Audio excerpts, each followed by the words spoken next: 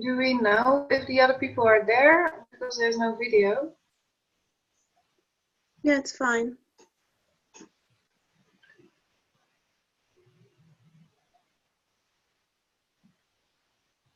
They are shy. Well, welcome from Sedibe Eco Village. Hi, nice to see you. So if you choose, it will be great if you switch on your video, but it's also fine. And yeah, I see a few people are on. Okay, so there's like 7 people around. A computer from Sedibe. Oh. Okay. Yeah, it's an eco village in Sweden. Yeah, I heard of it. Yeah. And then we have Simone. I don't know if I'm pronouncing it right. Simone Cesaro, welcome. If you can hear us. So I think we should just, yeah. Thank you. Thank you for being here. So I'm going to introduce Nina, and I'm also going to just give a round of rules of engagement, and then we're going to start.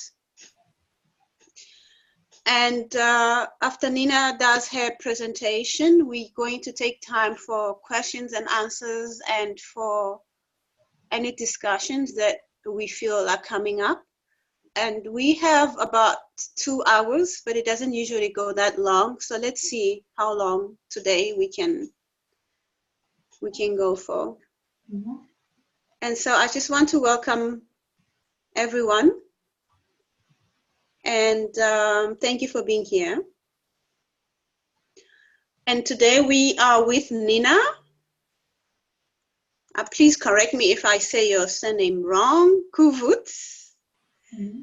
And she holds 2 master's degrees in conflict resolution and governance, global studies, and is a freelance trainer in nonviolent conflict resolution and activism. She co-authored a book called Engaging Nonviolence, Activating Nonviolent Change in Our Lives and Our World. And she's been doing facilitation and trainings around different countries in India, Israel, Palestine, and as well as in the Netherlands. She's from the Netherlands and currently living in Greece. And yeah, she's also really, this is the work that she does. She offers workshops and training facilitations for facilitators and trainers on the nonviolent education. And her website is towardsanonviolentworld.org. So if you need more information after, we can also type it on the chat. You can go there and see the workshops that she gives. And yes, and thank you, Nina, for taking the time to share your knowledge with us. And I'm looking forward to all that you have to share with us. And of course, today's topic is activating nonviolent change in our lives and our world. So I'm just gonna give it to you, and you can maybe, when you feel ready, you can start. Yeah. Well, thank you for the introduction. Mm-hmm. I also made a slide with some keywords here. So just a small correction, I was in Israel, Palestine and in India to do internships, but maybe hopefully one day I will also do trainings outside of Europe. Great.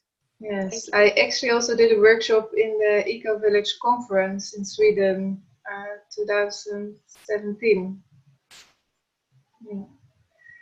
So the main topic that I'll focus on today is power and privilege. I think you kind of said everything that I had on the first slide. This is the cover of the book here. I hope you can all see my slides. It's fine, huh? So engaging nonviolence, activating nonviolent change in our lives and our world. And this is a workshop manual in a way, and also so you can use it if you want to facilitate these workshops. There are 15 separate workshops. Or if you want to be a participant and just kind of go along with the exercises, read background information. So it has really a lot of stuff in the book, which is maybe interesting to check out. You can find them on the Pace-Ben website.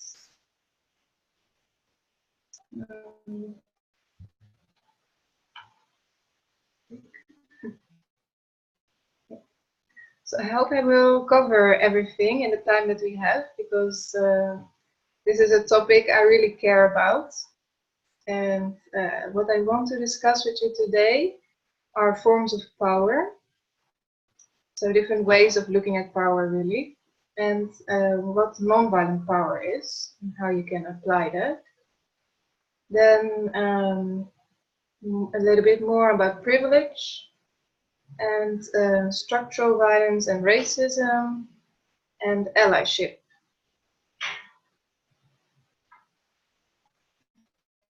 So yeah, with I will propose 3 kind of different models. This one is a power over, which is what most people actually think about when they think about power. Like, you have the power to decide over someone else, what someone else is going to do. And this is then an unequal relationship. But in social movements, they often use the term power with.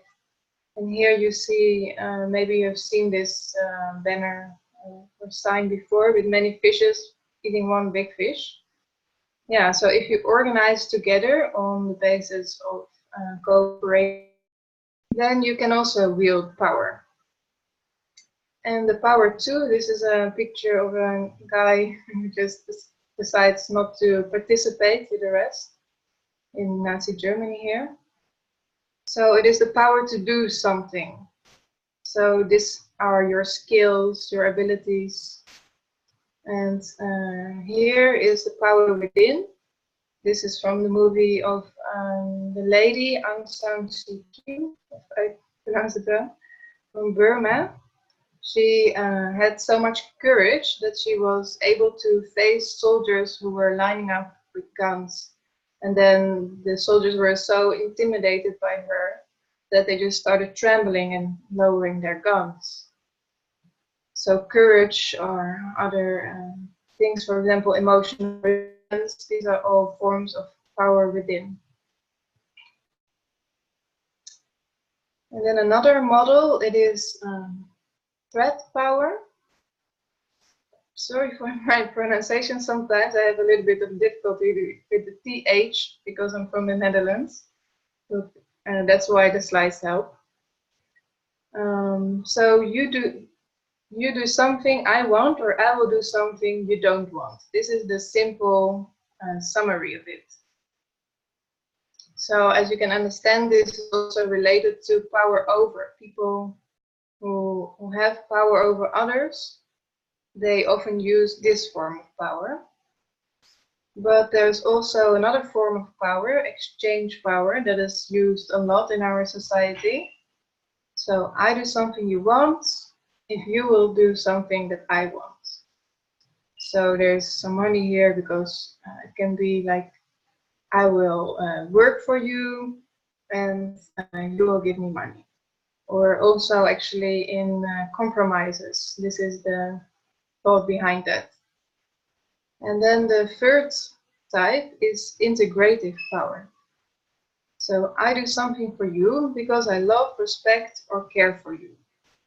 So in this type of power, it's more about giving without expecting something in return, just because you care, just because you value to help others or to give something.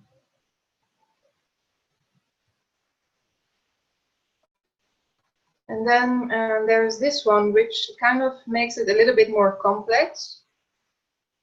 So because power, as we saw, power over, this is kind of top down, but very often it works also as a network.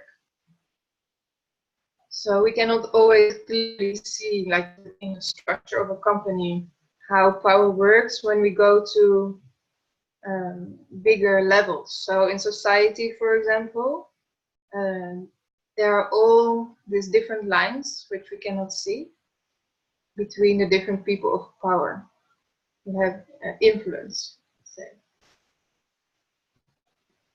And here is a really beautiful picture of a bird which is made up by different birds, I think starlings. And this is a term that an activist has used called murmuration. So it is to a kind of symbol of power with, you could say, where if you come together, you can, well, form different, create different outcomes. And I think quite amazing how birds just do that. And, you know, it's kind of a mystery also. I hope my internet is, yeah. So it's a bit mysterious how, who is leading in this case, or who has power more than another person, right? It just seems to be really based on cooperation. So I am talking about these different forms of power is that by changing your perception of power, you can empower yourself, and not at the expense of others, but ideally for the well-being of all. So, and maybe this is also actually a good description of what I think nonviolent power is.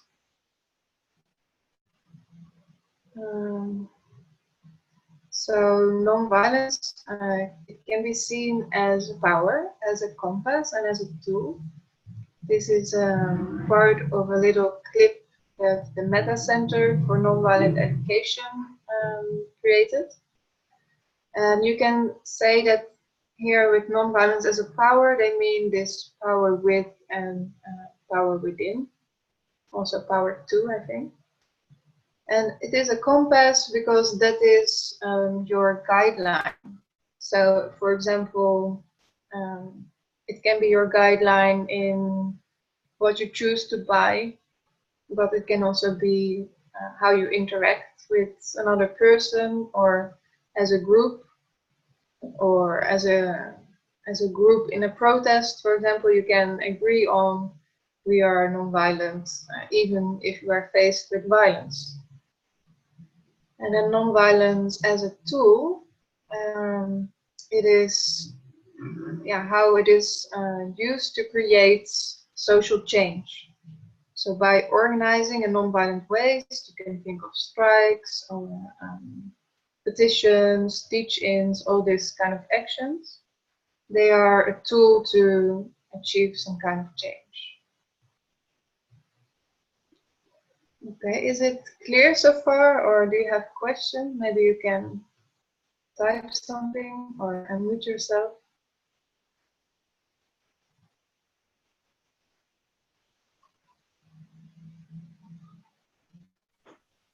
Yeah, so far, so good. Thank you. I don't know if other people have questions.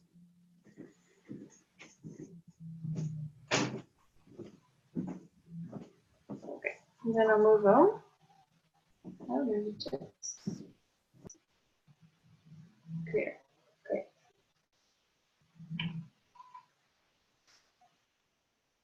So then there's this story that I wanted to share with you of nonviolent power in action,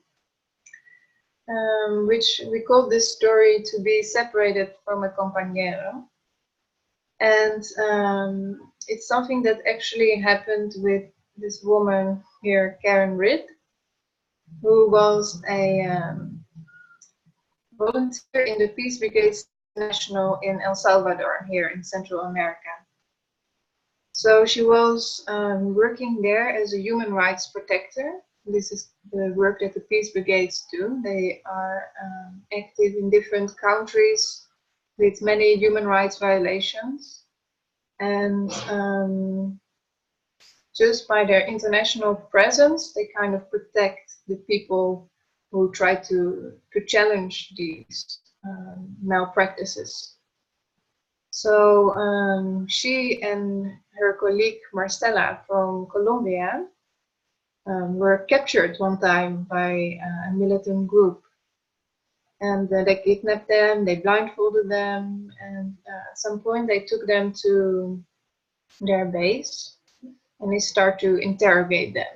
So they were accusing them of being with their enemy or all kinds of things, and they were trying to get information from them.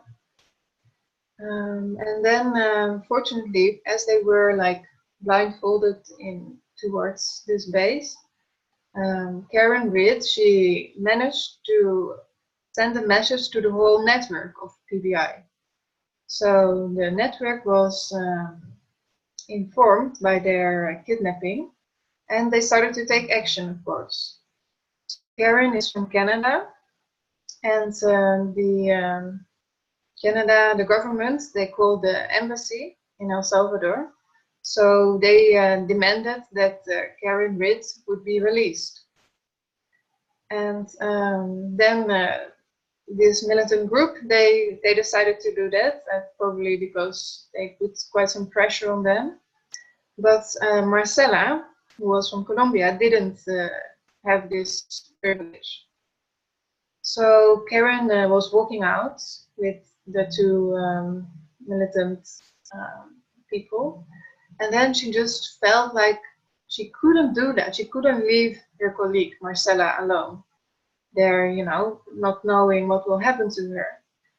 So she said to these people taking her to stop, and she said, "I'm going back. Let me go back."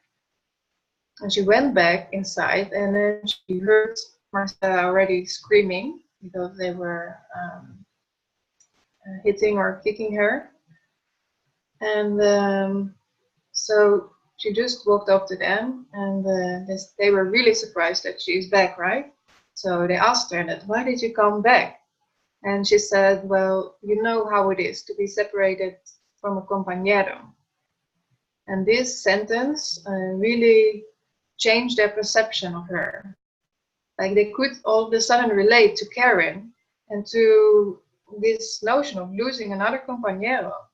So also probably by her courage and her power within, they were moved, and they decided to release also Marcela, and then both of them could walk freely again. So I think that this is a really beautiful example of nonviolent power in action, and also how this can be used by just one person.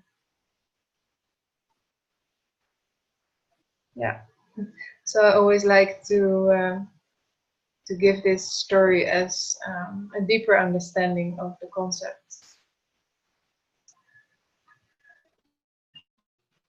Then I moved to nonviolence as a tool in social movements. So it also becomes a power that way. Here, this is the book Why Civil Resistance Works by Erica Chenoweth and Maria Stephen. So civil resistance is a political action with nonviolent methods by civil rights groups to challenge a particular power, force, policy, or regime. And these two women, they made a research of 323 violent and non-violent campaigns that took place between 1900 and 2006. And they had three goals. So one was repelling a foreign invasion, the other one was changing a government or a regime, and the third one, ending occupation. The book was published in 2011. I'm saying that also because since then, actually, social movements started to use nonviolent methods more, because something really interesting came out of this research, which is that they found that the nonviolent movements were twice more effective than the violent ones.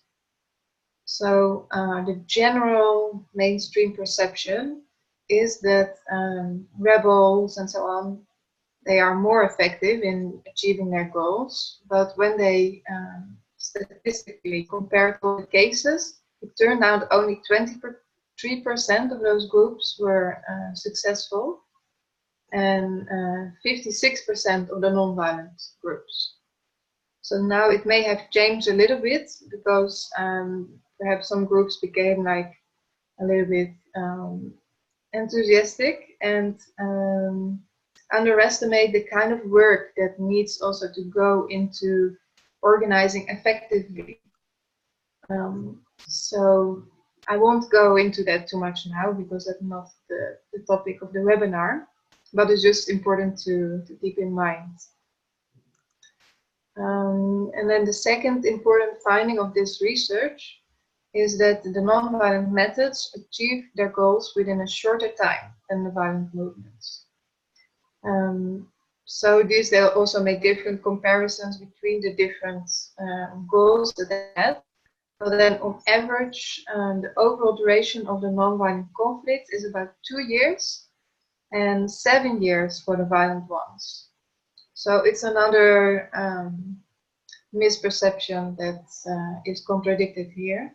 Many people believe that non-violent movements are perhaps more moral, but they take more time.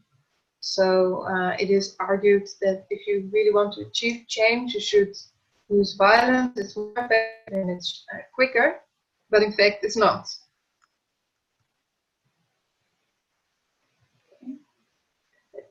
Nanti, are we recording this actually? Yeah. Okay. So then I'm moving to the third topic. I hope that if you have any questions or so, you make notes so we can discuss later. Sure. Yeah. So power and society.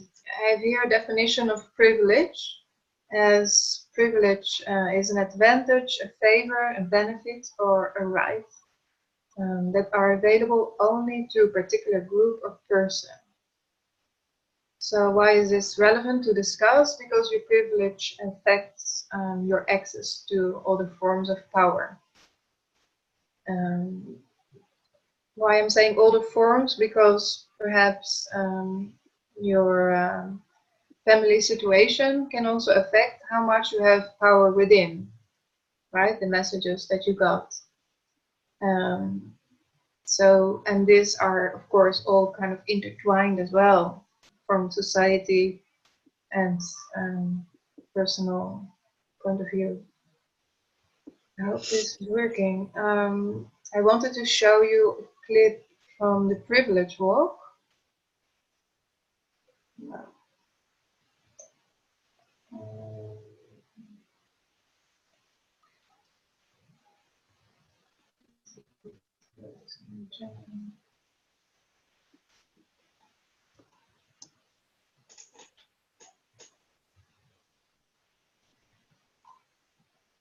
Thank you for sharing the video, because Yeah, just you my know the video? Yeah, I was just gonna say that, like, I know there's a lot of questions around what privilege is with some people, and it would be nice if we had an example. Yes. So I hope it works. yes, it may have been removed. I don't know.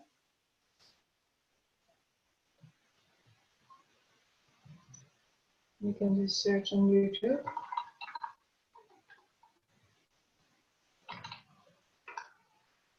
Because, well, if I cannot find it, I will just explain what the privilege walk is. Otherwise, it's nice to see it. Yeah. Okay. Hey, line up! Line up! Everybody line up! We're about to race. Everybody line up. Shoulder to shoulder. Take off your backpack. Line up. We're about to race. And we are racing for a $100 bill. The winner of this race will take this. A $100 bill. Before I say go, I'm going to make a couple statements. If those statements apply to you, I want you to take 2 steps forward. If those statements don't apply to you, I want you to stay right where you're at. Take 2 steps forward if both of your parents are still married. Take 2 steps forward if you grew up with a father figure in the home. Take 2 steps forward if you had access to a private education. Take 2 steps forward if you had access to a free tutor growing up. Take 2 steps forward if you never had to worry about your cell phone being shut off. Take 2 steps forward if you never had to help mom or dad with the bills. Take 2 steps forward if it wasn't because of your athletic ability, you don't have to pay for college. Take 2 steps forward if you never wondered where your next meal was going to come from.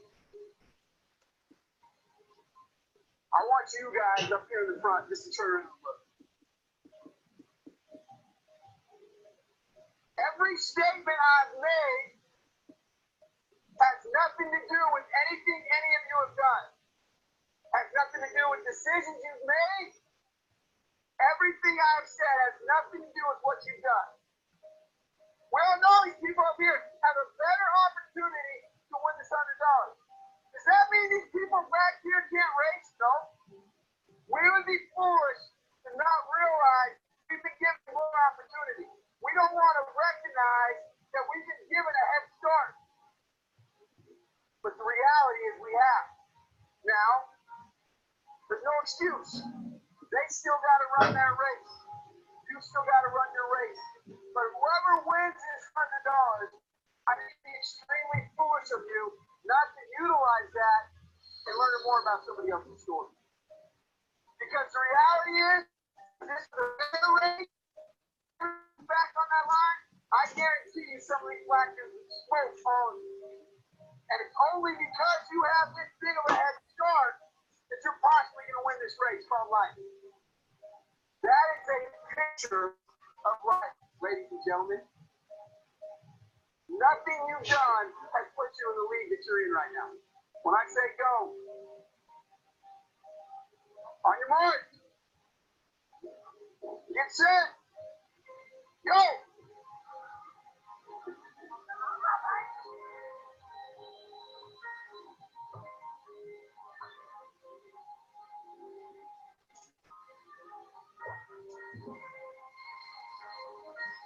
If you didn't learn anything from this activity, you're a fool.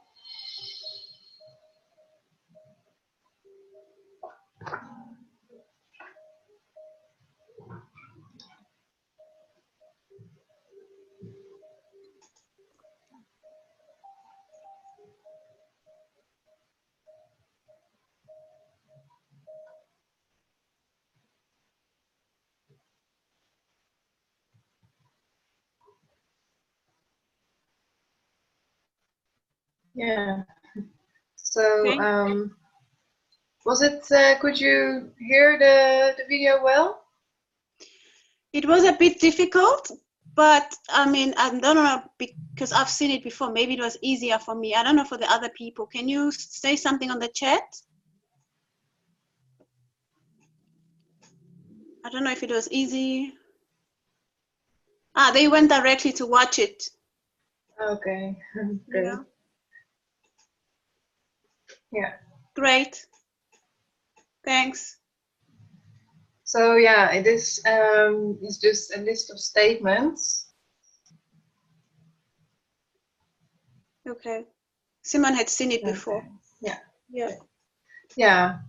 So also I kind of picked different topics which are maybe basic for some people because I didn't know what people already know and don't know.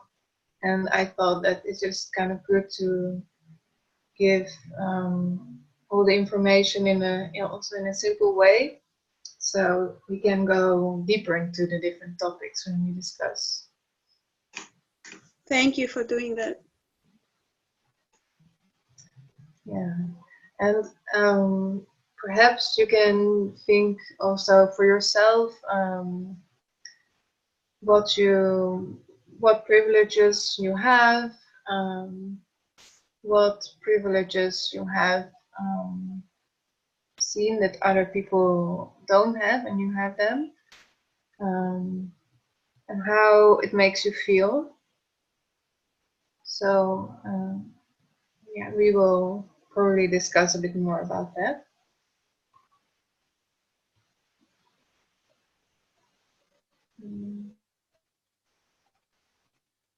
So privilege, I'm a bit struggling with to both see me and the slide, but I will move this around. Privilege can be a form of structural violence. This slide that you see here, it is created by Johan Galtung, who founded Peace Studies. And he created this theory of violence because the forms of violence we see, visible ones, such as hitting, beating, shooting, bombing, raping, all those direct forms of violence. That's only what you say the tip of the iceberg, because below that there is a lot of cultural violence, our myths and legends, and any cultural norms that we have, our way of thinking, sayings, things like this. And structural violence such as poverty and corruption, it is inside the structures of society. So in the government, the legal system, religious institutions, all those things. Here are the definitions also of them. I will just let you read those.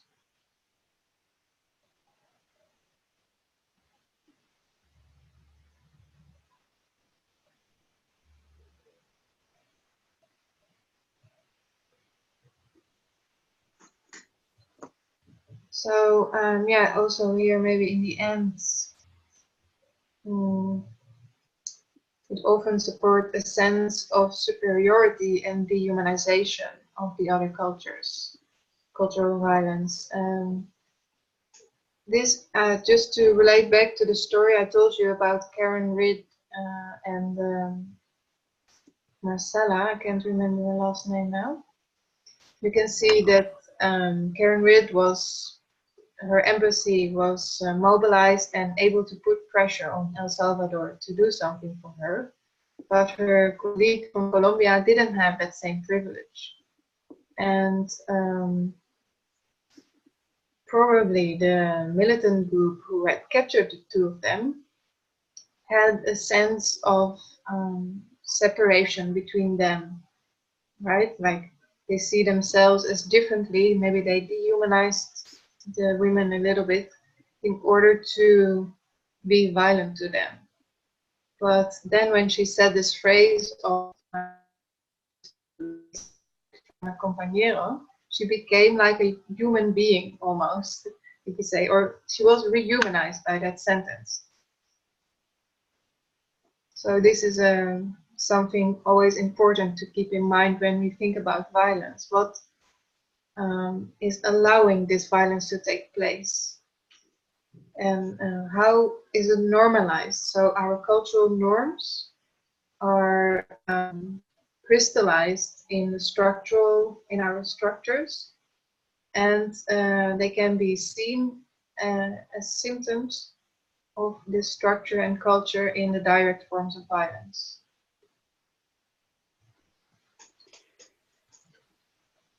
Did you want to say something, Nancy? Yeah, somebody wrote a question. Did you see it? It says, can you be able to give some example of cultural violence that you saw?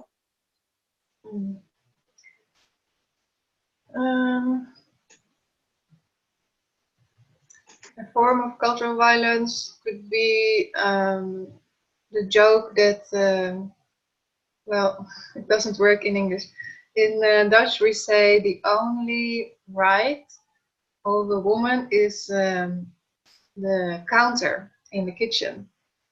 So because it has both the word for right in it.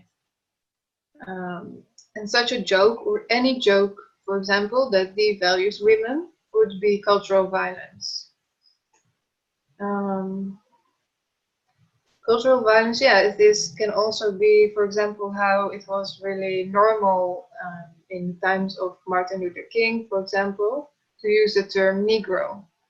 And now this is like clear that that is not a term that sees the other person on the same human level. I'm looking at the chat. Yeah.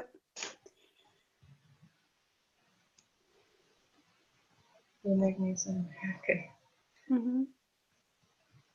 Yeah. So anything like this, and as I said, also our way of thinking, and we can see that there's many different developments in that also, right? In the last few years, for example, how right now you have the whole LGBTQ movement, and before that was like really taboo, and people who were gay, lesbian, or any of this LGBTQ were kind of, yeah, very marginalized and not accepted by the rest of society.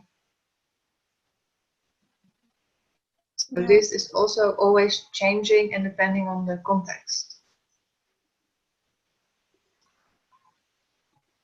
Yeah, thank you. Because I also wrote down myths and legends because I wanted to later on maybe go deep into that. I was just going to ask you a question. So thank you for asking that question. Yes, that's also very interesting if you go and look at our Hollywood movies, for example, how much violence is in there and how conflicts are always resolved with violence, or there is a bad guy and a good guy. You can see there the dehumanization. Yeah. I mean, I think also when it comes to racism, there's so many myths and legends on what indigenous people and people of color and Black people can do, and what white people can do as well. So there's a lot of cultural violence there. Definitely, yes. Even I was actually even thinking about spirituality. As I do my shamanic work, I was thinking about voodoo, like this culture and myths of what voodoo is and what it actually is. It's like two different worlds of knowledge and understanding. Yeah, you're actually kind of going into the next topic also. Expressions of racism, they are a form of structural violence, and they have different layers. So we often tend to think about racism on this personal level here. But there are also the institutional and the cultural levels there, which are very important. So when talking about racism, we also tend to kind of single out different individuals or politicians, like as a racist person, but we don't really critique enough, in my opinion, the cultural and structural racism that there is. So our assumptions, really.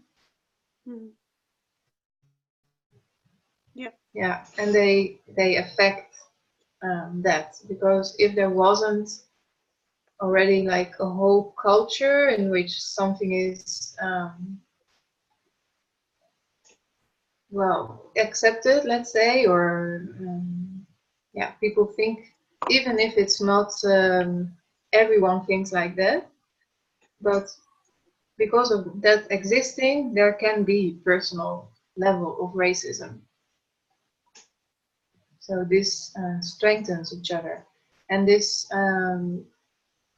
sometimes it kind of reinforces one another as well. Like think of a school where then maybe there's a problem with a student and a teacher comments something, and then other makes, for example, a racist comment, and then other teachers would say, oh, well, he said that, and no one commented on it that he shouldn't have said that. So maybe I should say the same thing, or, you know, so it can become, through this process as well, something as of a subculture.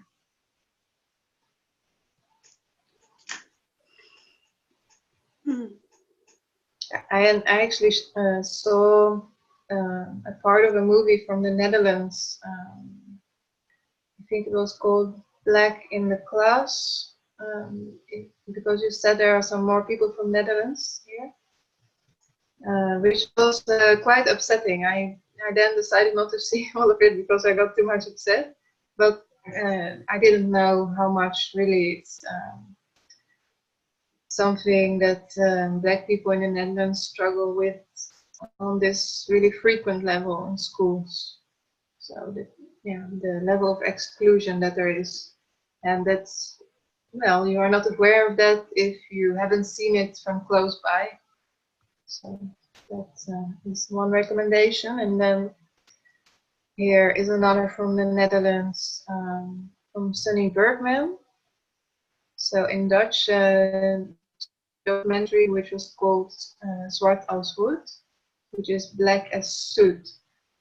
She was kind of criticizing there the phenomenon which we call the Black Death. In the Netherlands we have St. Nicholas, and then this Nicholas has black helpers, which most people say that it is because the helpers go through the chimney to deliver the presents. Well, very often you don't see that they just have like this soot on their face, but they are completely black and they have red lips and have curly hair. So also they come with a boat to the Netherlands, so there are all these kind of visual references to the colonial past. And now since the last 5 years or so, there's really a big debate in the Netherlands about the appropriateness of this. Here she's making a point about racism, because a lot of Dutch people actually deny that. And in this case of the children's celebration, they kind of downplay it because it's a celebration for children. So here she shows something, where different people who are dressed exactly the same way are trying to unlock a bike which is locked here, and then you can see the reactions. Again. Yeah.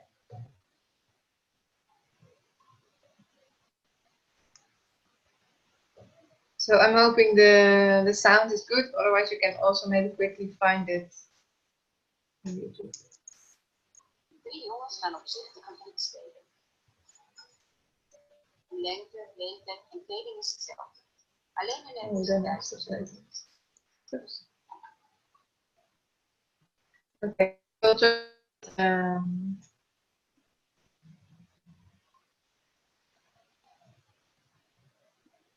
But anyway, you can quite understand it just without explanation as well. 3 jongens gaan opzichtig een fiets stelen. Hun lengte, leeftijd en kleding is hetzelfde.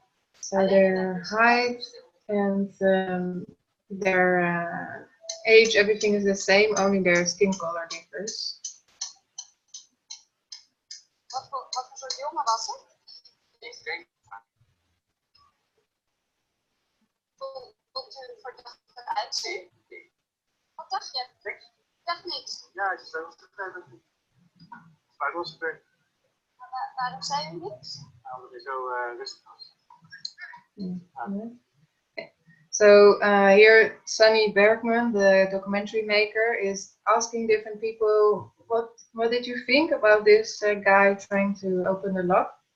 They said, oh, I didn't think anything. Oh, I thought it's just a father. No, nothing. Why do you ask?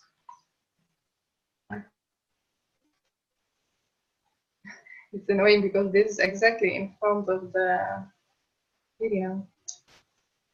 Okay, change.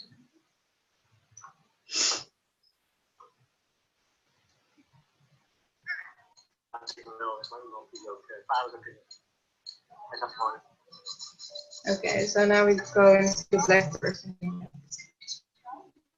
He's asking if this is his bike.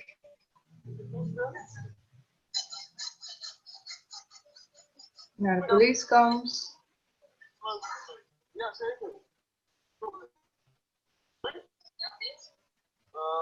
Again, is it your bike? And he's now calling the police. He thinks it's suspicious.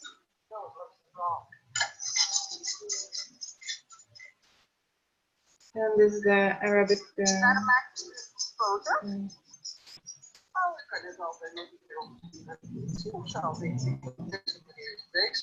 He's making pictures to send to the police.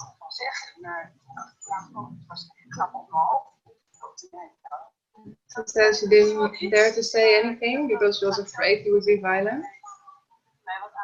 And she says the same thing.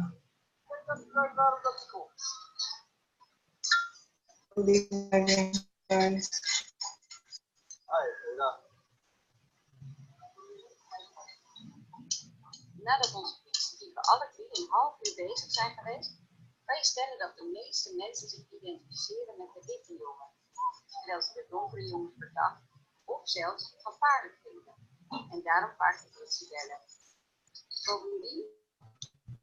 So yeah, she's saying here, she's just making the point how you can say that most people identify with the white person and don't find it suspicious, but with the other two, they are calling the police and they do find it suspicious.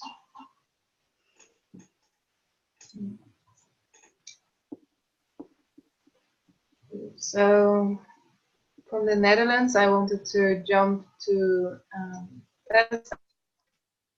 as Nanti said, I lived there for about a year, well, it's just a very, very clear example of structural violence as well. Here you see the wall around the West Bank. This is close to Bethlehem, where they have several settlements. The wall that is built around Palestine, for the ones who don't know, it's not only built on the armistice line that they had agreed on in 1967, but it is built outside the territory that is supposed to become a Palestinian state. Sometimes there are even two walls, so different villages kind of got enclosed by this wall. So here you can see this, the whole wall was a project under the disguise of security, because there were some attacks from the West Bank into the Israeli territory. So yeah, or some stones that are being thrown, which they try to prevent here. But in other cases, you see, for example, around the settlements, that they made kind of nice stones on that side, and on the Palestinian side is just this concrete gray blocks.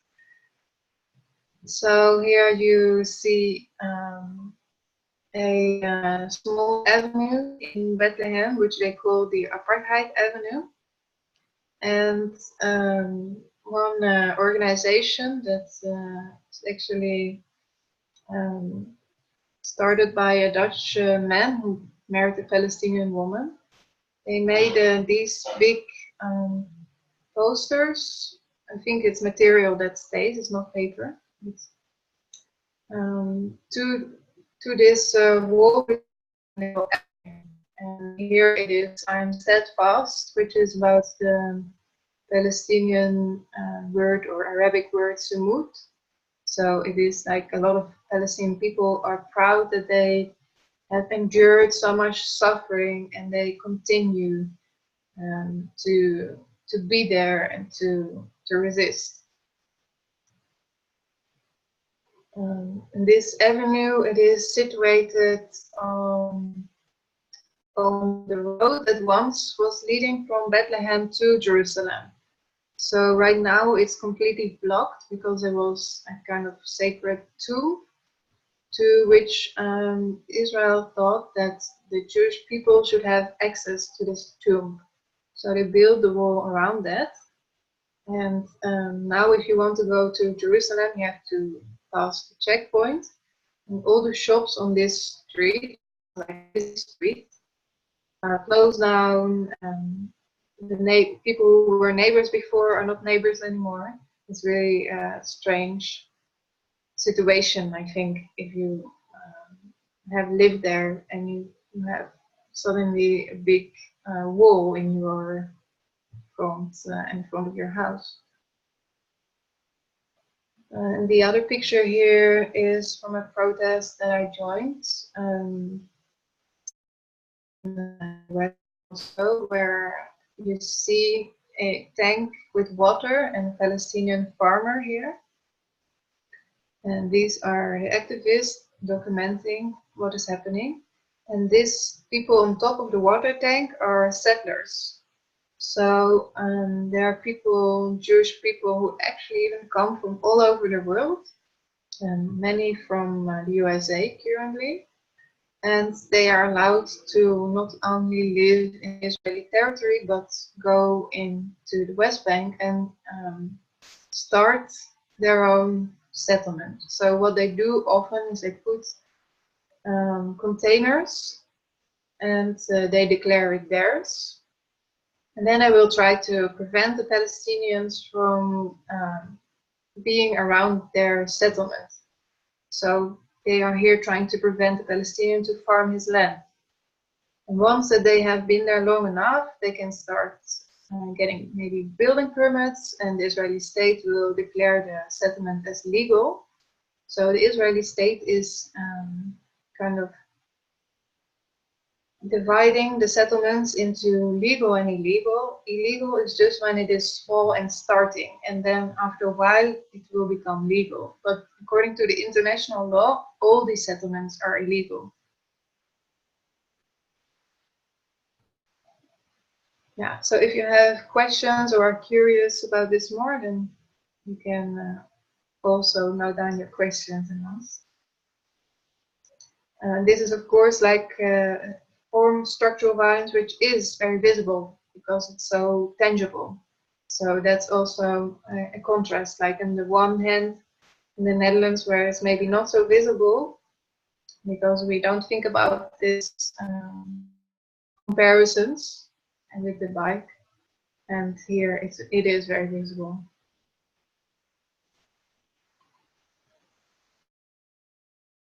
The last topic of the presentation is how can we use our privileges and what is allyship? So yeah, I just wrote down some things here of allyship, which kind of is a combination of things that I've been reading. It is a lifelong process of building relationships based on trust, consistency, and accountability with marginalized individuals and or groups of people. It requires allies to actively acknowledge privileges and openly discuss them. I think this is a really important point, and that's also what we are doing here.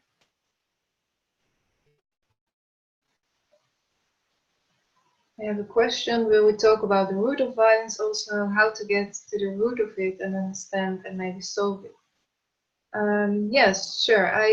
We can maybe also do this in the discussion, because that is more related to the triangle violence, which I explained.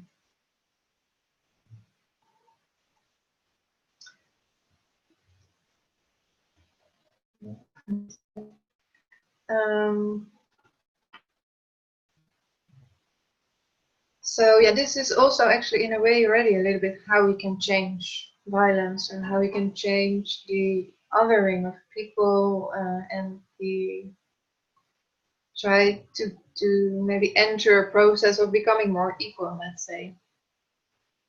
To be an ally requires us to speak up when it is needed and to listen when it is needed. this is of course a bit general and depends on your own judgment. But I had here the quote, being a good ally is about risking your voice to elevate others. But of course, it's not about just taking the stage and speaking when this is not appropriate. So I think a lot of listening is involved here to understand what people are going through. And yeah, actually often this goes together with the process of grieving. As I shared with you, that I was really upset when I saw this movie about the children in the schools. So that's,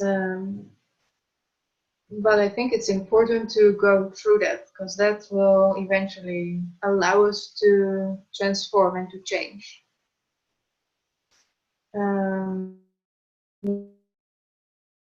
That as a recipient of privilege, so those of us who are privileged, personally I consider myself to be, we can always perpetuate this system of oppression. So we have to make a choice again and again not to perpetuate this system if it's not in line with our values. And sometimes we may do that, of course, completely unintentionally because we don't have the awareness. So another thing of being an ally is really to educate ourselves and to become more and more aware. And then I want to share about research that I did in the eco village of Amera. I was doing my master degree in Sweden in global studies, and there I kind of combined this idea of globalization with an initiative that they started in Tamera called the Global Campus.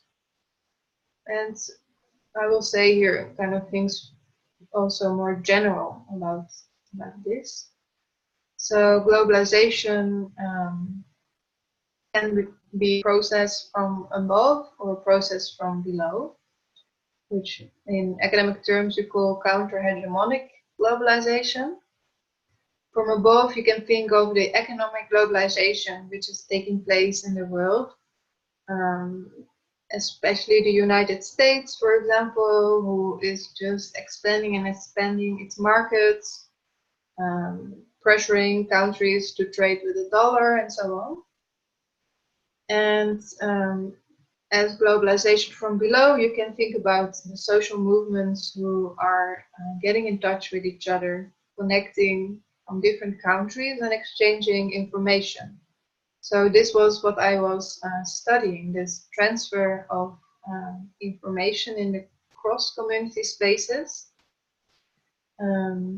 where you can also create hybrid knowledge. So knowledge from different cultures can create a different synergy together. And this is just a note between brackets that in this process often translation is needed.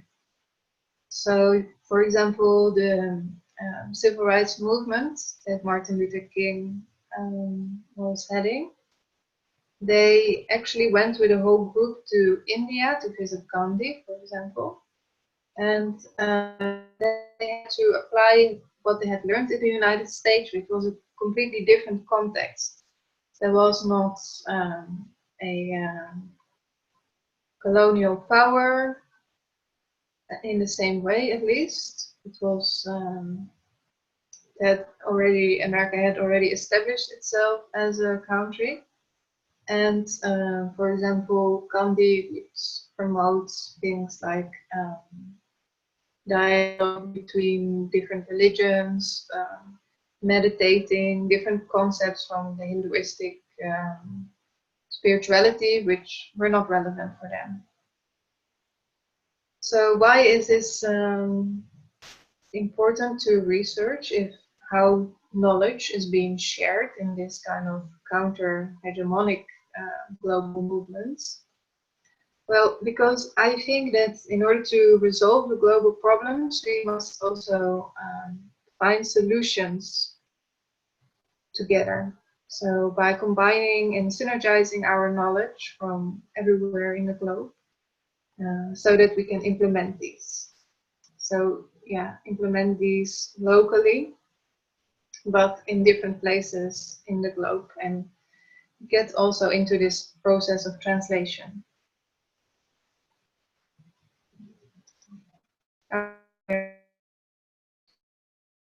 And the phrase solidarity, not charity.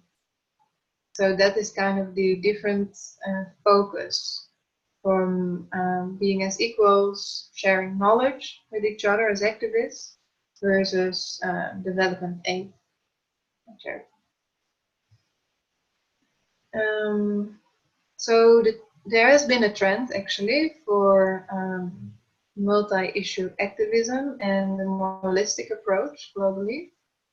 And this type of transnational activism, it is not only about thinking global and acting local, this slogan, but it's also about thinking local and acting global. So what does it mean, thinking local, putting things in the local context, and acting global by finding people with similar agendas fighting for the same issues. Then I found in my research that the global connectedness kind of creates a new sense of place in the world. This was something that came out from the interviews. So the people from the Global South in this network, they kind of reported that before they used to see their issue as something that was going on in their place. And after being connected with different activists, they start to see all the similarities and how everything is kind of connected with each other as well.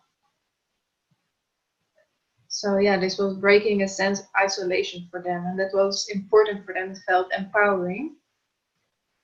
And also, quite importantly, it increased their access to and the exchange of knowledge. So another important thing that I noticed was, the interviewees noticed or addressed, was that they said in order to be allies, we need to have an attitude of collaboration, and it also helps if we have a shared goal. So we come together on the basis of diversity and equality.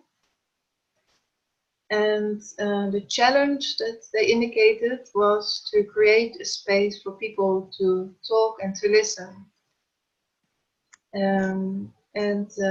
As I was going through my thesis before this webinar, I picked up a story from one of the interviewees who said that they had a couple of monks from Tibet, and all the time they were like very polite and friendly, and didn't say anything political until someone in the community made a speech about what was going on in Tibet and was like really critical about what was happening.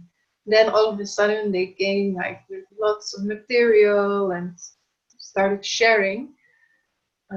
So this kind of, it almost felt like they were very, very cautious before, and they needed them to say, you are allowed to speak and to share with us.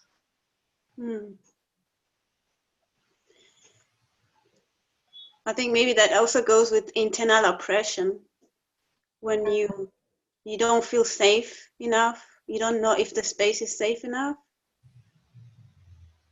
Yes. So it usually happens when there's, like, for example, there's more white people and there's a few people of color, black people, and they don't feel safe to express what they might be experiencing, maybe unconscious racism, unconscious separation of things that are being said, but they never speak about them I shouldn't use the word they. I don't know why.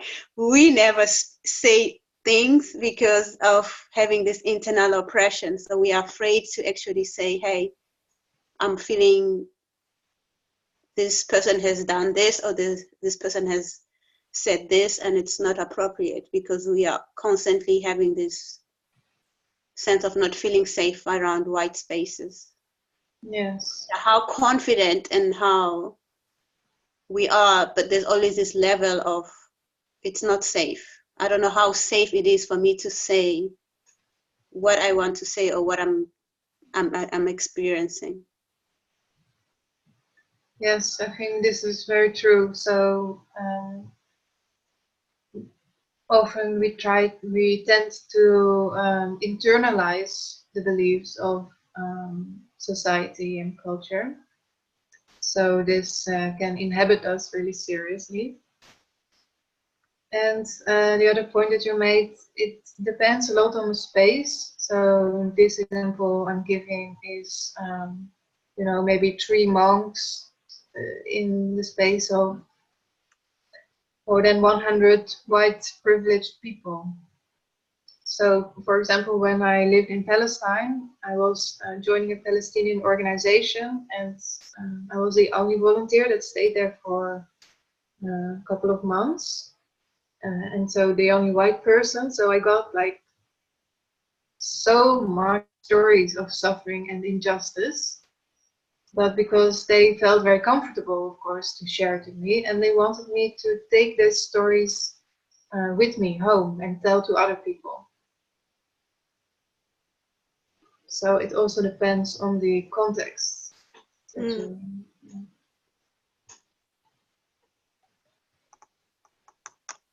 And also, I think in many cases that even sometimes when people think they've made the space safe enough, when people of color actually do speak up, then there's almost like there's sometimes consequences, because sometimes people are not ready to hear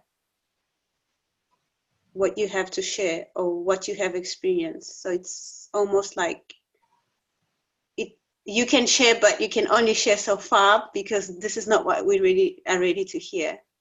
And so it's like different levels of thinking the space is safe, and making sure how safe is the space really. So this is why I was saying, as an ally, it's very important to listen. I'm now remembering one instance in our office where there was a guy, I can't remember from which country, but maybe Europe, maybe USA. And he had this idea of creating a kind of fair where different Palestinian organizations would come together. And he had thought about this obviously for a long time. So he wanted to present this plan to the organization. But the way he did it was like he didn't want to make any adjustments or changes. So my colleagues were making some suggestions and he was just brushing them aside. And at some point I got like really irritated about that. And I said like, yeah, but my colleague just said this and this and that, and you didn't write it down. And then he kind of said like, yeah, no, I remember what she said. So it was funny, because then we were 3 people. So the one person left to the toilet and he just continued. And then I also decided to just leave. And the other Palestinian lady that was still there, was like thinking, oh my God, now I'm alone. And what do I do with this guy, because he's just not listening. So it depends a lot on your attitude, and if you give the impression that it is safe to talk to you, let's say, like they just gave up on him basically. Yeah. Here is a quote which I liked, not about allyship, but it gave me hope. So that's why I wanted to read it to you from one of the interviews I did. So the model that the GC, the Global Campus, tries to create are more complex than our current vision. That's their vision, at least. Because they combine variety, creativity, and all the differences between the people in a system of trust. In a system of trust, one always seeks to solve conflict in a more mature way than killing or hurting each other. And trust requires going beyond opinion, seeing who another person is, and seeing the essence of life, which is the same in all of us.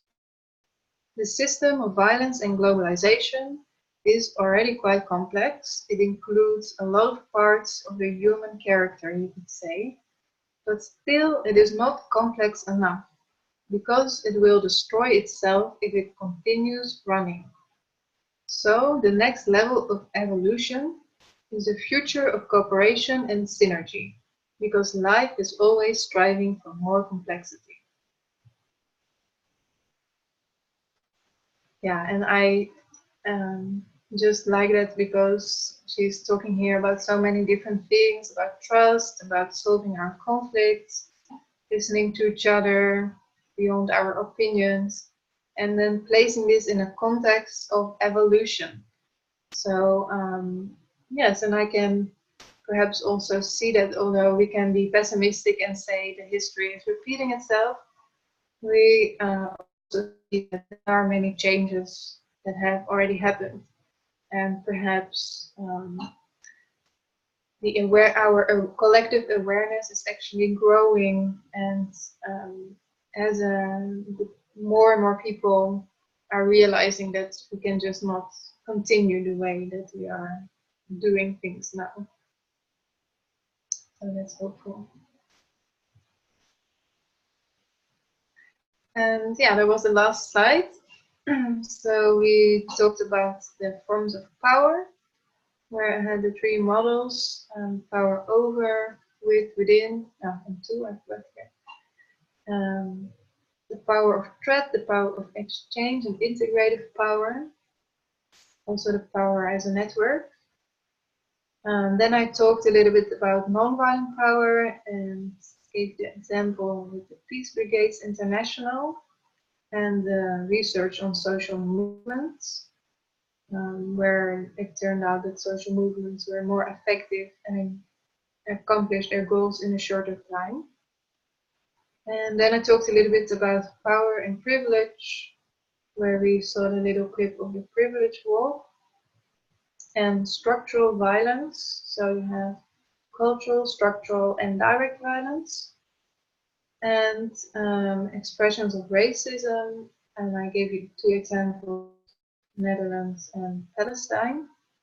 And I talked about allyship, how you can be an ally, acknowledging structural violence and racism, listening, speaking out, and building trust.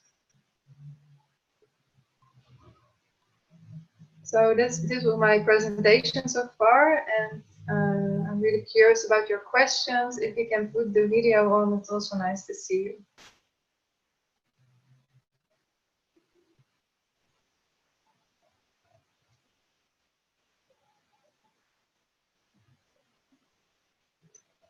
Is the global campus just a concept or a network already taking it as a model to develop its activities? No, the global campus is a network of about 6 groups, and they, I think they joined this campus in different times. But after a while, because Tamara tried to reach out first to another group in Colombia, and then I think in Kenya and in Israel, Palestine. So they came together with a couple of these activists, and they decided to give this name. So it is something that that exists, and I think it might have been expanded already since then, because I did this research in 2013.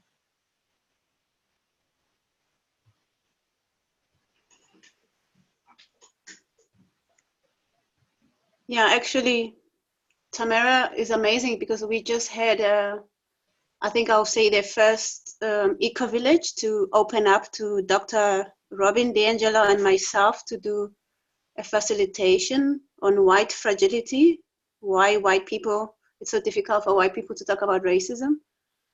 And it was the first time that this topic was really looked at in an eco-village, within the eco-village, really looking at directly eco-village people who live in eco-villages, and how the level of unawareness, or I would say, yeah, in terms of oppressional structures and cultural, yeah, I would say cultural oppression. Am I saying it right?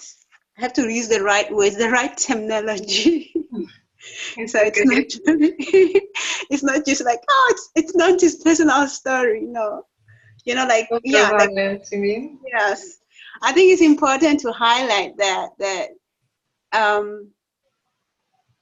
it's not this structural and you know, oppressions and these cultural ways of thinking are not just happening to people outside. It's not like when you start to live in an eco-village, or you are an activist, or you are involved in the social network, that they go away.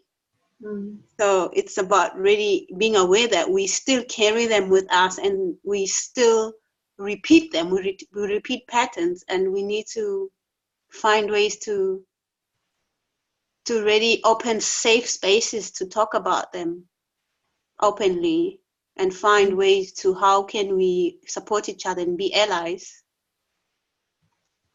Yeah.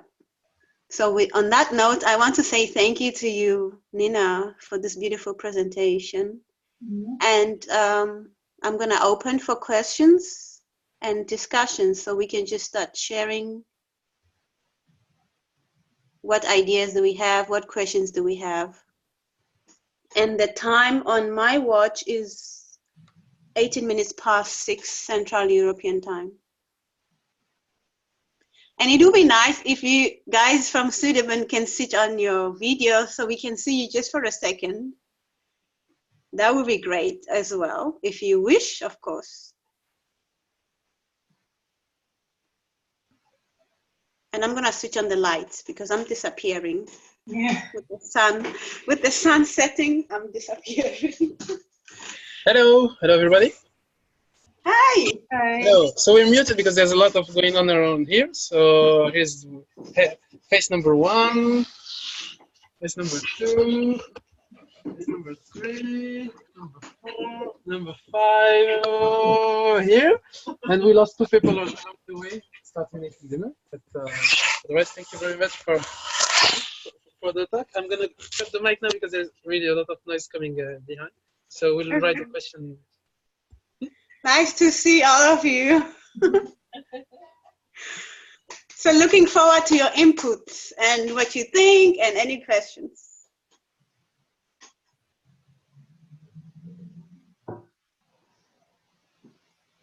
Maybe a repetition of the previous question. We talk a lot about the, violence, different type of violence. What about the root of violence? Because yeah, how do we get to it? Or is it needed to solve it?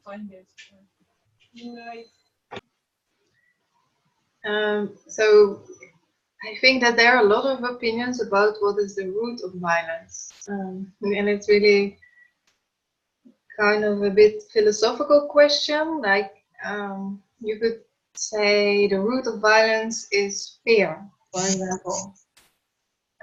Or we could say the root of violence is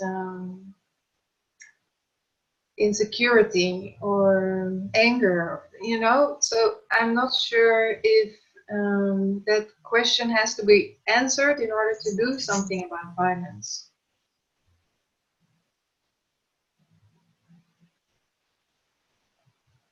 Like, to me, in order to do something about violence, we have to understand first what is the violence happening around us, and what is our own agency in that context. Because we cannot just erase violence in general, I would say.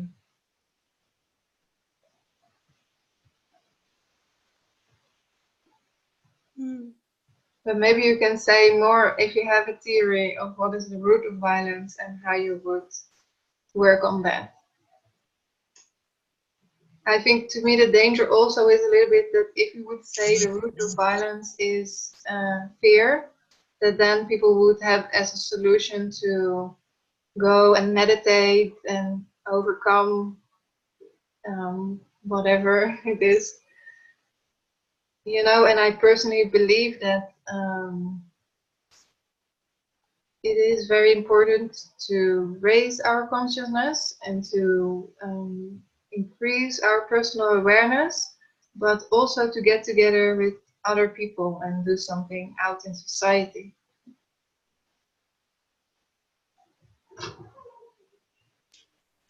Yeah, so my question is more connected not to root of violence by itself, but when do we evaluate that? When do we say that this is violence? How do we actually define it?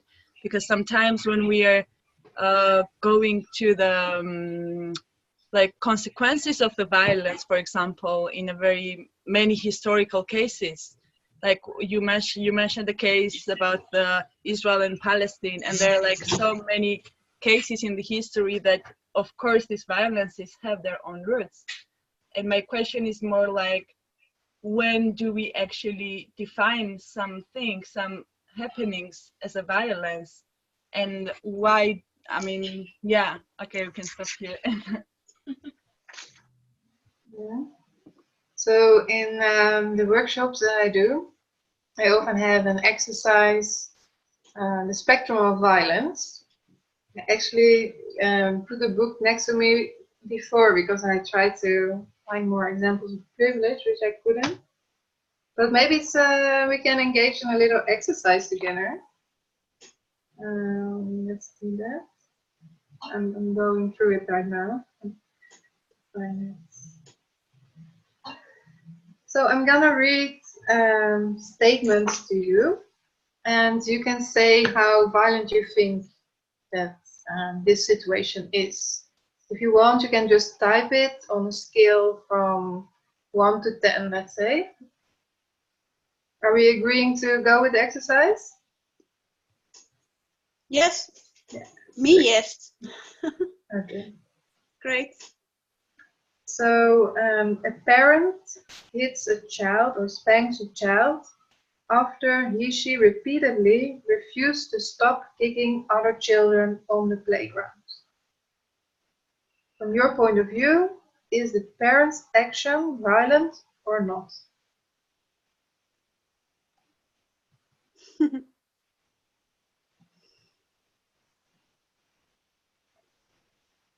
It's violent for me. So I can say. is there a scale from 1 to 10, or is it yes or no? Yeah, thank you. So the idea is spectrum of violence. No is 0 or 1. So let's make 1. No is 1. And yes, like completely, is 10. Okay, somebody was saying, let's repeat the question. So what I understood was a child keeps hitting other children in the playground, right? Mm-hmm. And then the parent then hits the child to try and make him stop. Yeah. Spank, yes, to spank or to hit. Yeah, I try to use that simple English. Okay. So on the scale of 1 to 10. Everyone can make a vote in the Sunderbin village.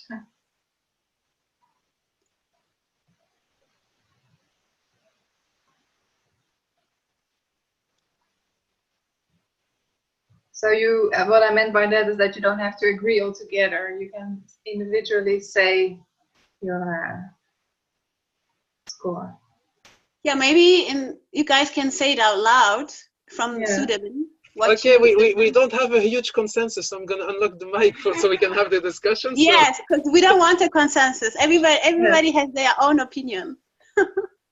Please. So, come on.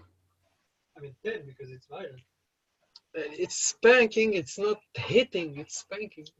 action of saying I will use spanking against you to make you get the lesson that you shouldn't spank other people is violent. Yes. Yeah, as a fact, it's a violence. Doesn't matter how hard you spank, I mean, even if it's just a little spank, it's What do you mean violent. as a fact is a violence? Because it's an action. It's like very specific You have the action, which is intention violent. to hurt and to... The intention is not really to hurt. The intention is to, you said, or to give a lesson and even to teach something Yeah, to but your if kid. you learn as a that kid, that's like, Excuse me, what? if you learn as a kid that's like, you get like repercussions that are physical, it's like a whole concept. I don't know, it's like, it's just like using like physical as touch as Can you speak up a little? No? Help us out. Get close to the mic. We want to hear. Okay. Yeah. I'm just saying that, I mean, and just using physical force in any form as a tool of education is violent in itself, I think, and it's like using this into the world. I don't know, for me, I think it's violent. Okay, we have a lot of positive But- feedback about this. Okay, but there is one. How violent is it? Is it like a 7 or 8? Yeah, I think we all think that it's 10, but Yeah. we just I have don't. different approaches. I don't.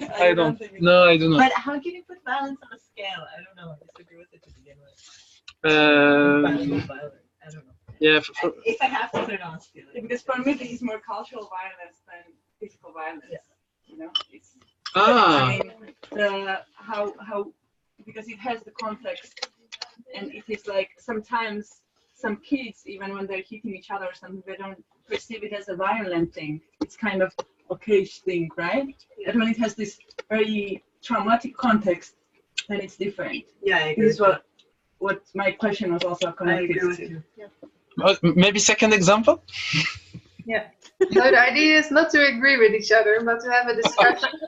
And that's why it's called spectrum, so everyone can stand somewhere else. Because there's no, it would be very strange if there was like some kind of objective answer to this. It's very subjective. And you can also see that in the different examples, there is, it's not about one type of violence. Sometimes that is more clear. But for example, here there is direct violence of the child hitting other children and of the parent hitting the child. And it has also cultural violence inside because maybe in one country it is more normal for a parent to hit a child than in another. Right? And structural violence, because you could see that the family is a certain structure in which violence can take place and can be justified or not, or practiced or not. So the second example. There was somebody made a comment on the chat. I can't find it now. I would say something like 9, mostly because apart from the being a form of physical violence, they also are producing an educational mechanism, based on learning through shock. Mm. Yeah, this is also my personal opinion that most children learn by imitating. So if you spank your child, you kind of say that this is something okay to do. And then the child is more likely to solve his problems in that way. So someone spray paints, like with graffiti. This insults women on a billboard that is depicting a woman with revealing clothing on. Could you say that again? There is a billboard of a woman that has revealing clothes, and someone spray paints on this commercial, "This insults women." Is this, from your point of view, violent or not so violent?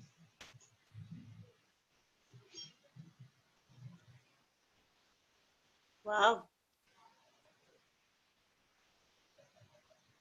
It's either or, because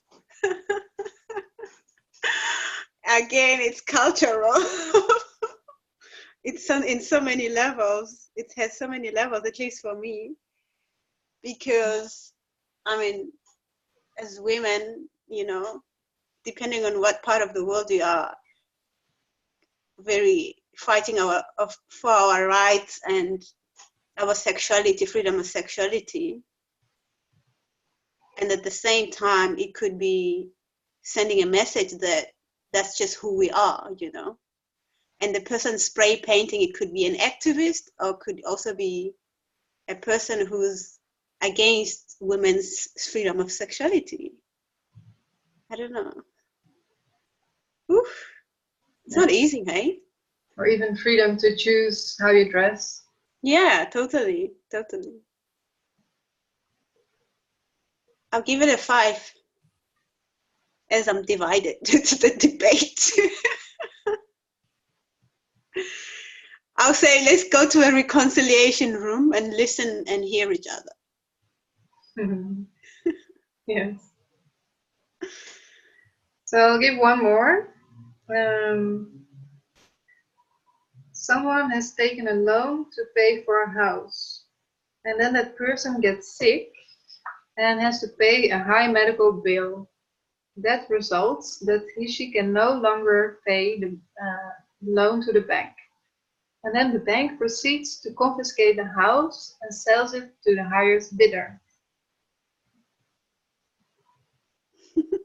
Something that happened a lot in the US. Yeah. Can other people say something?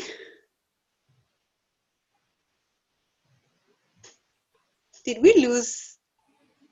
No, we didn't. They're still here. Did you hear that question? We're debating amongst them. Okay, I'm gonna unmute. Yeah, we are quite debating. But so someone took a loan, gets sick, the bank takes the home and puts it back in an auction and tries to sell it. Am I correct? Yeah. And economical violence. Economical violence, structural violence. Yeah. We are for eco-villages. So this is really like very, very violent. Yes. So it really depends, right? Like some people may argue that it is fair because that person was supposed to pay. Another person would say that no, well, first of all, there shouldn't even be high medical costs because that should just be provided.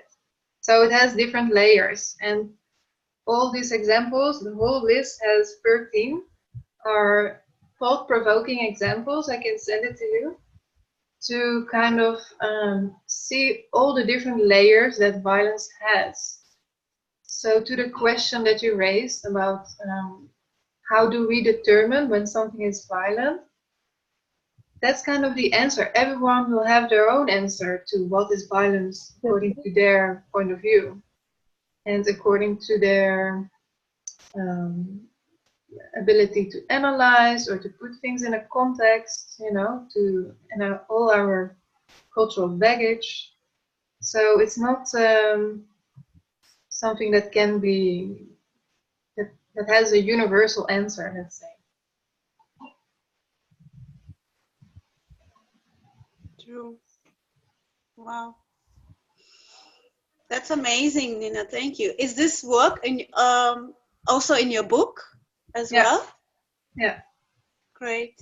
It's here, I'm reading it. Okay. Could you like maybe write down your website as well, so people have it? In the chat, you mean? Yeah, in the chat. Yeah. I recently changed it to Peace Power. Oh, really? So you went with that, Peace Power? Yeah. Okay, great. Yes. Beautiful. Peacepower.org. Okay. But I think now for a few days there is still towards a non-violent world. Okay. Yeah. And I think my next question is like, how can we get hold of your books as well? Do we just go on your website? Yes. So the book, it is published by Pache Ben, who's an organization in the United States. And so if you are in the United States, it's the best to go to their web shop. If you are in Europe, it's the best to go to my website and find find it there, because then we ordered a couple of books to the Netherlands, and it will be much less to ship it from there. And do you have any workshops coming up, or any trainings soon? No, I actually just finished a cycle of trainings, and then with all the Christmas break and everything, I haven't really got to organize very much. I'm hoping to have another training from Erasmus Plus this summer, so that was my focus for January, to write a grant application. Great, thank you. Well, Sedibe, it's called collective intelligence. I can read your mind, what you're thinking before you say it. Susanna, welcome. Susanna is late, but anyway, thank you for trying and coming. Welcome. So are there any questions? I was feeling like I want to share, I don't know what even I want to share, but just to touch on the inner violence that we have, you know, the way we talk. Like, you know, sometimes I have this experience myself of talking down to myself. And this is like, when we ask the question of where does violence come from? For me, it's like, it's even inside of me, you know? And I can be so tough with myself on a personal level. So imagine then if it's just let go and there's space where there is no repercussions for the things you do or say. It's always a sense of, wow, you know, what is a human being capable of if we have this inside of ourselves? Of course, it doesn't answer the question of where does it really come from. But I also just want to create that space of, yeah, we also have it inside of ourselves, towards ourselves, you know? Mm-hmm. And it's something really deep. It's such a deep topic that it deserves like more time and space. Definitely. I think everyone internalizes violence, and then you have different personal tendencies to what extent you are doing that, or yeah. So I have actually, I wrote this book together with a woman who is 74, and she has been doing these trainings for like 15 years. Wow. So I became really close with her in the process of, you know, deciding what kind of exercises and how we should shape them. This was a process of 2 years. And she always reminded me of this topic, that we have violence inside ourselves. We have to resolve our inner processes and struggles also if we want to be effective in the world. So while we were speaking about, you know, learning how to resolve conflicts and how to resolve even like big, or take on at least big social conflicts, we included only one little session, but still I think that can be expanded on more to about emotional awareness and self-compassion. So it is an important aspect of the work.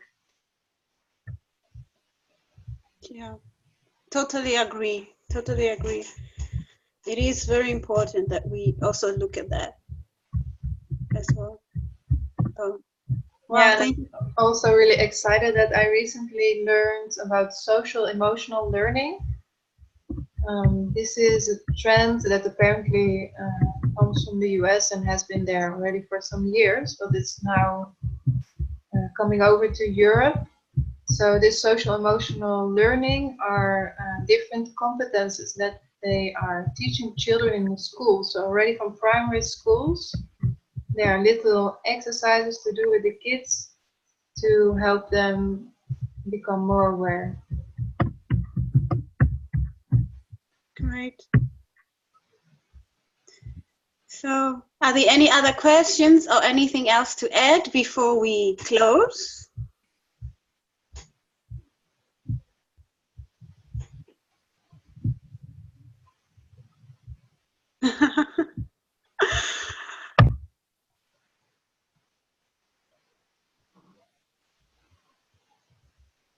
Yeah. So did you see that? That Nina, you're completely right. So when we don't have our inner peace, there cannot be, peace in the world. Yeah, thank you for sharing that. And the next question was, when is the next webinar? Well, actually, next week, we're going to do a different webinar next week. We're going to do one on indigenous knowledge. Actually, it's going to be a gathering on indigenous knowledge and sharing, hopefully with different indigenous leaders from different parts of the world. Interesting. Nante, can I add something? Yes, please. It's still your time. Okay. First of all, I just wanted to mention I did a really interesting interview with Nancy about Ubuntu. Yeah. Okay, it was a little bit loud. Maybe we can redo that We also. do it again. We do it again. It's always, we make mistakes and we learn and we do it again. Why not? But if you are curious about that, I really think that many Western societies have a hard time because of the individualistic way of thinking. So it's really interesting to kind of research a little bit on other ways of thinking, which puts much more interdependence in the center than the individual. So you can check that out. And then another thing, as we were speaking about this inner violence, is that I'm not sure. I think it's also in a small text box in the book. But what I came up with as a really famous or well-known concept of the previous book of this one was the two hands of nonviolence. And then I said maybe there are also 2 feet. So I will explain to you what does it mean. The 2 hands, they are like one that says stop. And this is the hand that says no to violence, to injustice, and that indicates your personal borders. So we have to always have this hand, and then we combine it with the second hand, which is like reaching out. And this reaches out to the other person as a human being and not as an enemy. So we can disagree with the action in this way, but still reach out to the human that performs the action and invite them for a dialogue and to change the situation that we don't agree with. And those are the 2 hands that are really useful concept to keep in mind. Also, you can see it in, for example, we want to stop the destruction of nature. And then the eco-village movement says, and we are building these eco-villages to have really a sustainable lifestyle. So it is called constructive activism. And the 2 feet, to me, they are, yes, you are further from the computer, so it's better to see it that way. The 2 legs is one social action and the other inner action, let's say, or reflection. So we cannot walk if we don't put our attention to both.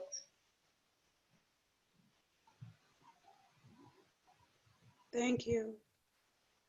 That's beautiful. Thank you.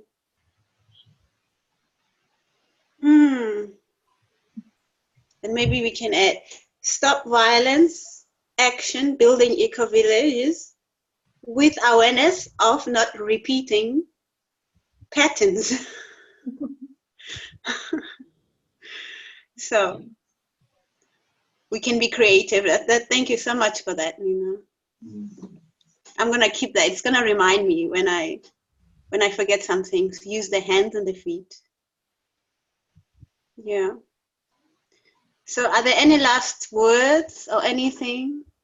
Sedibe, do you want to switch on your camera again so we can see you again for the last time? Oh yeah, and if you are interested in a training course, you can also invite me instead of waiting for one to come. Oh, it's true. I was just thinking that you know, I was gonna talk to you about this.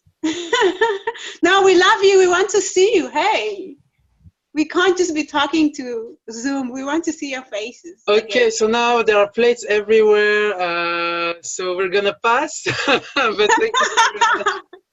I'm the only one. I'm on the computers. I'm the only one without a plate, so I'm gonna join them soon. So thank you very much for the talk, and yeah, we'll see for the future workshop. Thank you very much, Nina. Thank you very much, Nanti. Yeah, thank you for participating. Yeah, thank you. Yeah, so Nina, they can invite you, right? If they can invite you to an eco-village to do a training, so they don't have to wait for you to do a. Yeah, of course. You know. Great. So I think that's the end of today. Until next week, when we do another webinar, or the week after. And Susanna, thank you for being here. I don't know if I'm saying your name right. Is it Simon or Simone? And the Eco-Village Sedibe team, thank you so much for participating. And thank you, Nanti, for holding the space. Yeah, it's always a pleasure.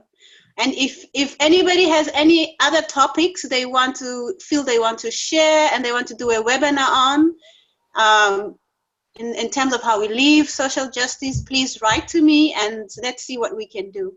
Yeah. Thank you, and I think that's it for today. Yeah. Have a good evening. Have a good Thank evening, you, everyone. everyone. Thank you so Bye much. bye. Thank you very much. Bye. Thank you.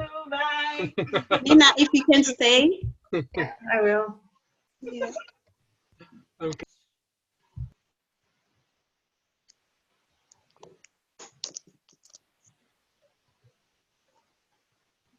You're still recording, Art?